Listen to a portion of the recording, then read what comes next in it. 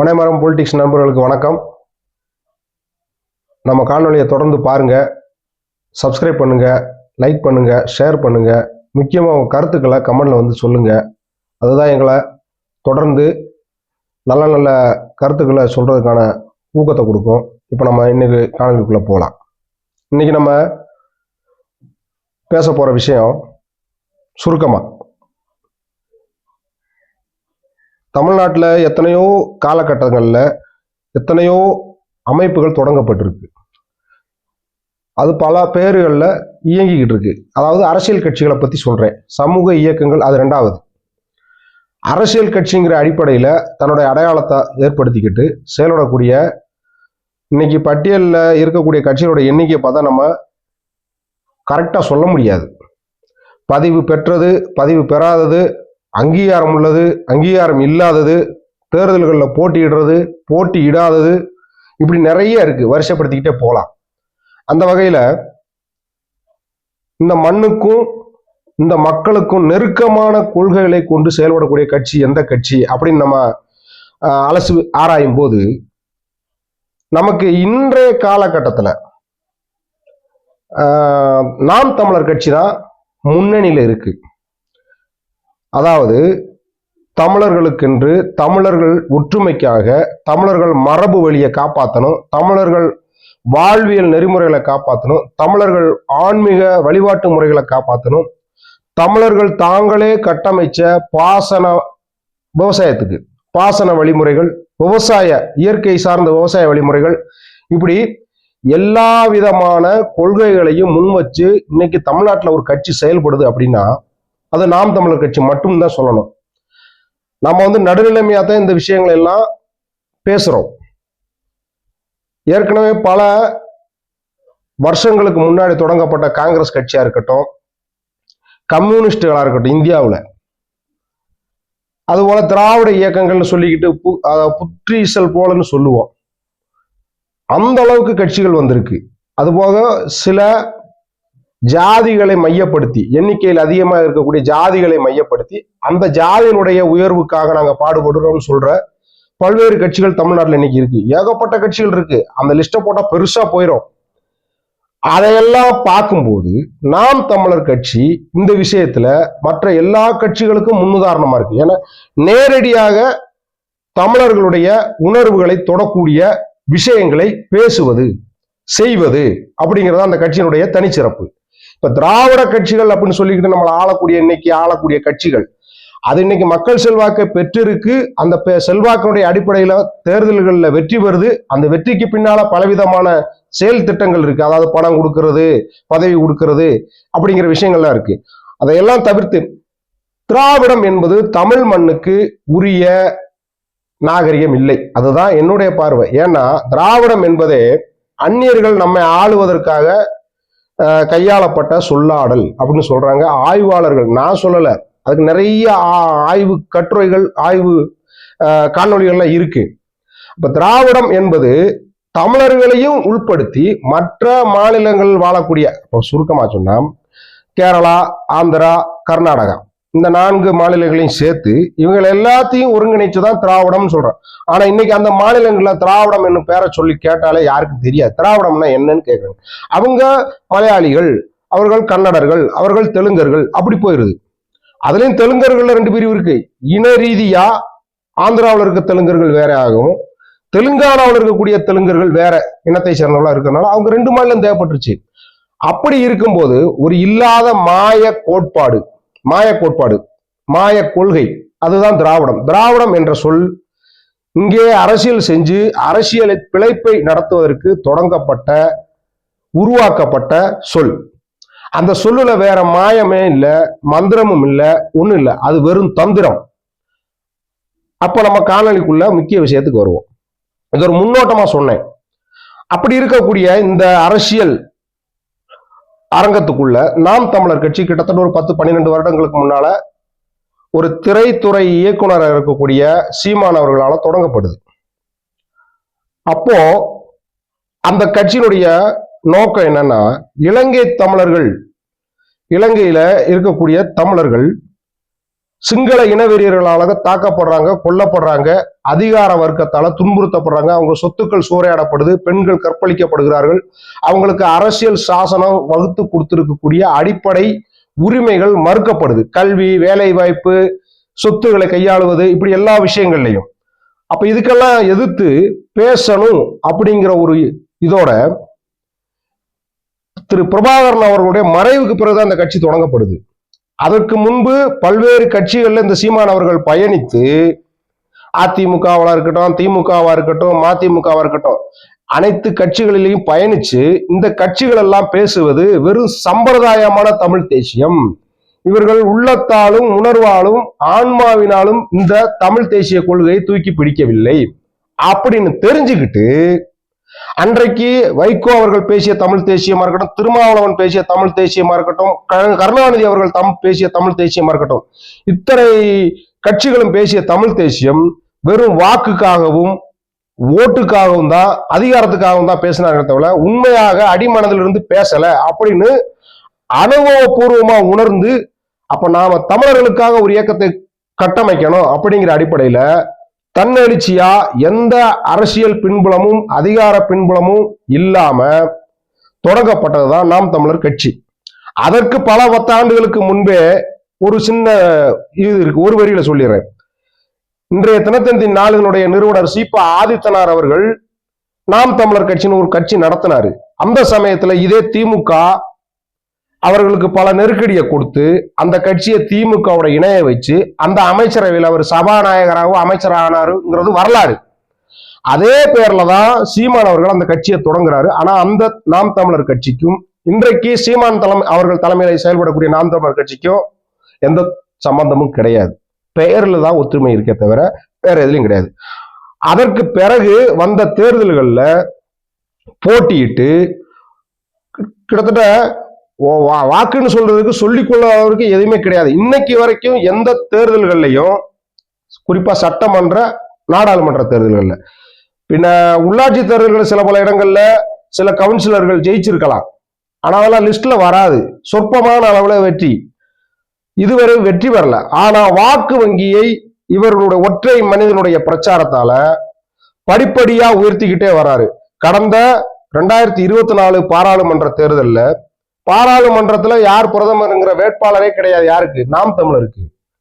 இப்ப திமுகவுக்கு ஒரு பிரதமர் வேட்பாளர் இருக்கிறார், அவங்க கூட்டணியில. யாரு? ராகுல். பாஜகவுக்கு என்டிஏ கூட்டணியில ஒரு வேட்பாளர் இருக்கிறார், பிரதமர் வேட்பாளர். யாரு? நரேந்திர மோடி அவர்கள்.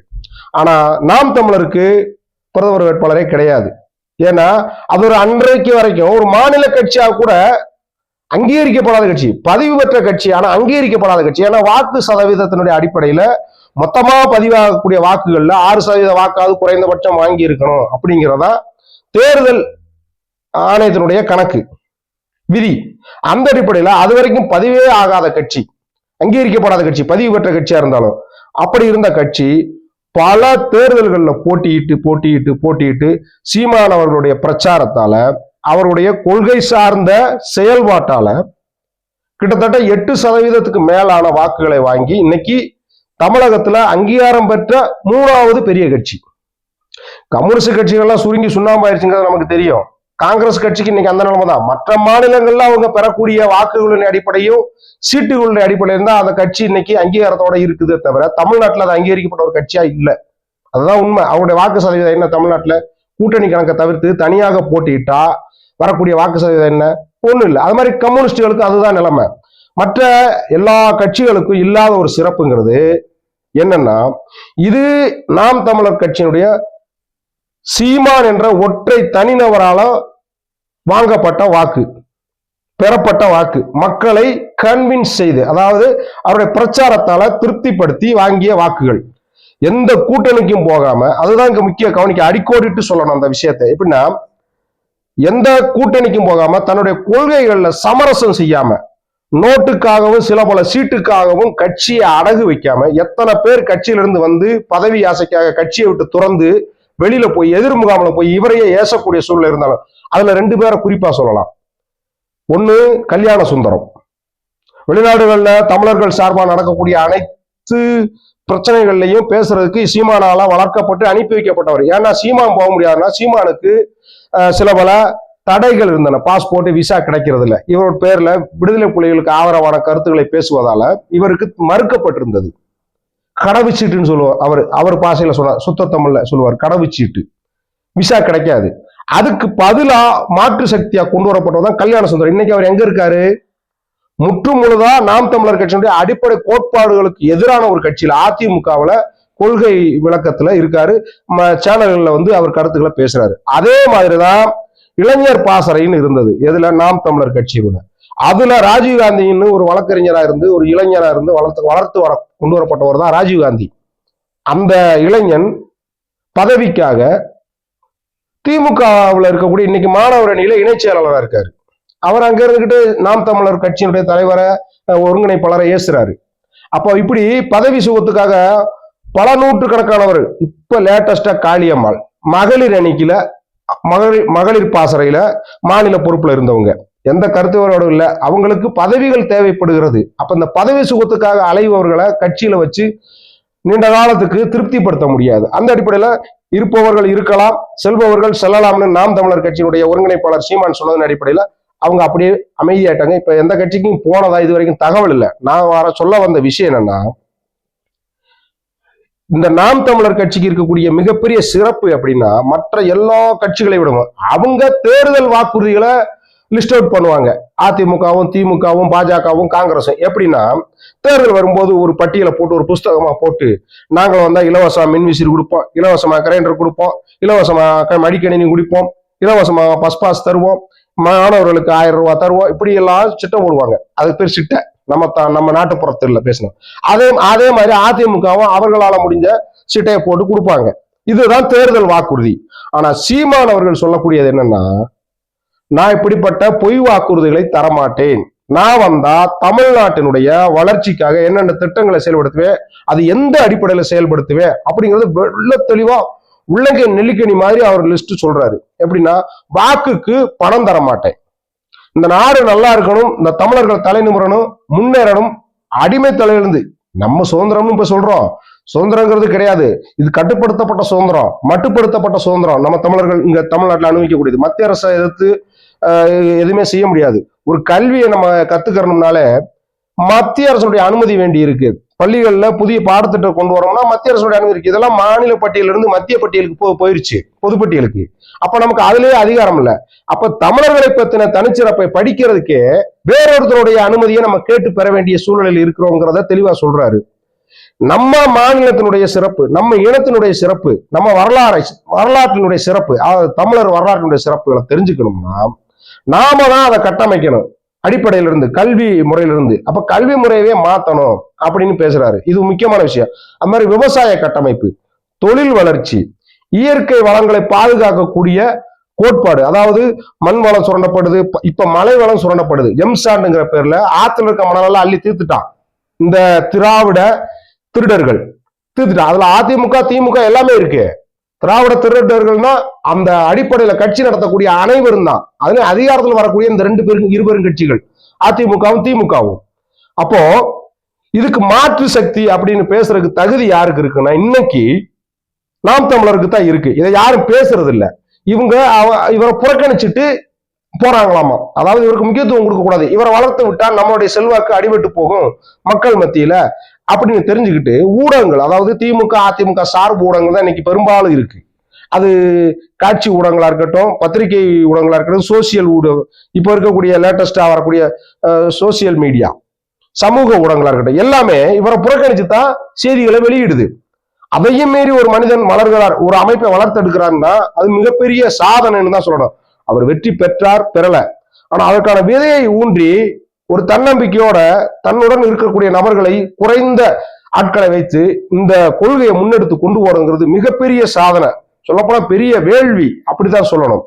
இதுல குறுங்காடுகள், ராவண குறுங்காடுகள்ங்கிற பேர்ல பனை மரத்தை நட்டு நம்முடைய பாரம்பரிய சின்னம், சொல்லப்போனா மாநில அரசனுடைய மரம் அப்படின்னா நம்ம மாநில மரம்னா பனை மரம், அதை நட்டு எல்லா கிராமங்கள்லயும் ஆயிரக்கணக்கான விதைகளை நட்டு அதை கொண்டு வராங்க. குறுங்காடுகளை பசுமைக்காக மரங்களை கொண்டு நடுறாங்க அந்த நாம் தமிழருடைய தம்பிகள்.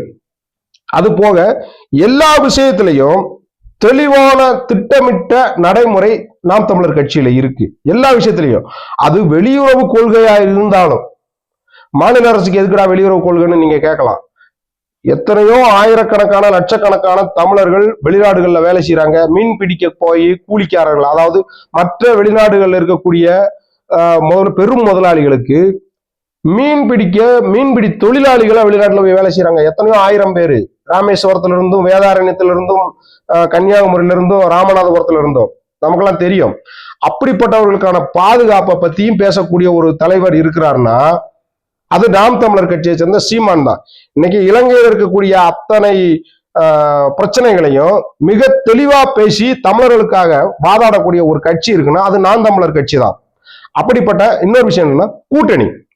இப்போ உதாரணத்துக்கு தேமுதிக கட்சி தொடங்கப்பட்டிருக்கு, அதுக்கப்புறம் விடுதலை சிறுத்தைகள் கட்சி இருக்கு, இது மாதிரி ஒவ்வொரு கட்சியும் இருக்கு. இந்த கட்சிகள் எல்லாம் தொடங்கப்பட்டு செயல்படுது. ஒரு குறிப்பிட்ட வருடங்கள், அதாவது 2 வருஷம் 5 வருஷம்னு செயல்பட்டு ஒரு பரவலான ஆதரவை பெறுகிற மாதிரியான ஒரு சூழலை உருவாக்கிட்டு என்ன செய்யறது, ஒரு மிக பிரபலமான கட்சியினுடைய கூட்டணியில போய் சேர்ந்துடுறது.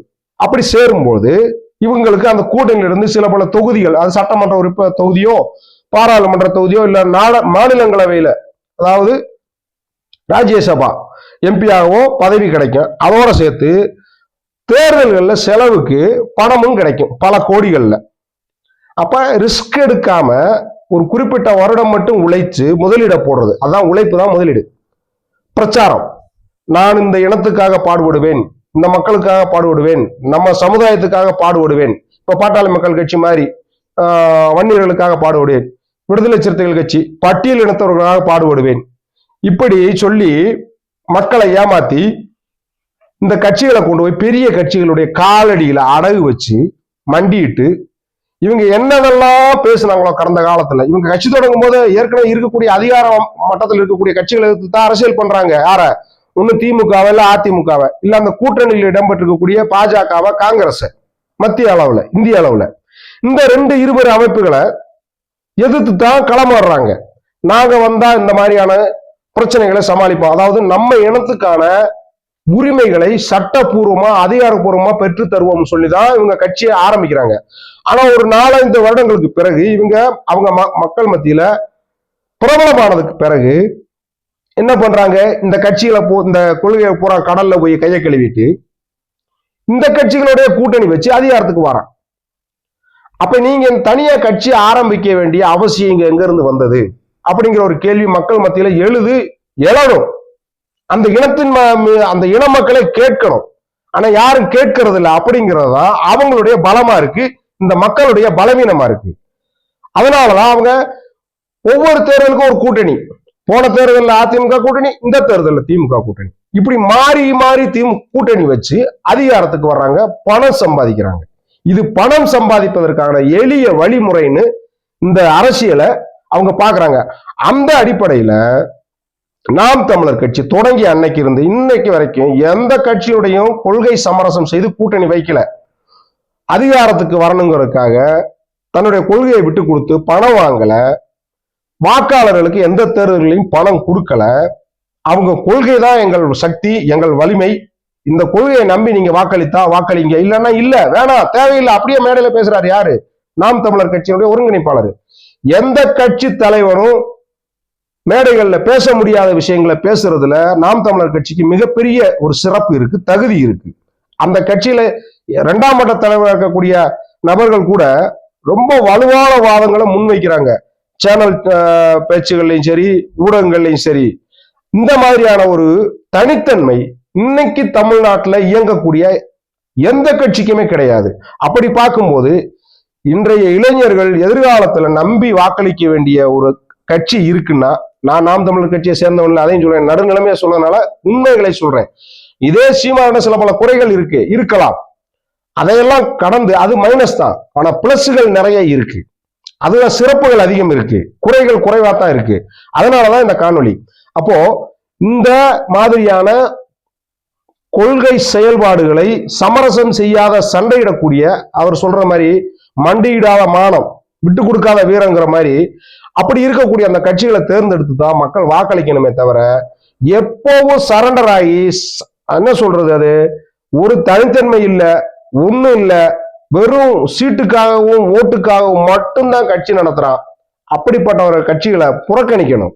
அப்பதான் நாம சொல்றோம்ல, தமிழர் என்று சொல்லடா, தலை நிமிர்ந்து நில்லடான்னு, அது வெறும் வாய்ச்சவடால இல்லாம உண்மையிலேயே நடைமுறைக்கு வரக்கூடிய ஒரு காலம் உருவாகும். அப்படி உருவாகணும்னா தேர்தல் காலங்கள்ல, தேர்தல் அரசியல்ல கவனமா இந்த மாதிரியான தனித்தன்மை உள்ள கட்சிகளுக்கு வாக்களிக்கணும். அப்பதான் ஒரு வாய்ப்பு கொடுக்கும் போதுதான் அவங்களுடைய சிறப்பு என்னன்னு செயல்படுத்தி காட்ட முடியும். இன்னைக்கு நாம என்ன செய்யறோம், ஊழல் பெருச்சாளிகளுக்கு உரம் போடுறோம். சில பல இலவசங்களுக்காக நம்ம வாக்கை அடகு வச்சு நம்ம உரிமையை அவங்க காலடியில போட்டுடுறோம். அதுதான் நமக்கு மிகப்பெரிய பிரச்சனைய எல்லா காலங்களையும் உண்டாக்கிக்கிட்டு இருக்கு. நன்றி.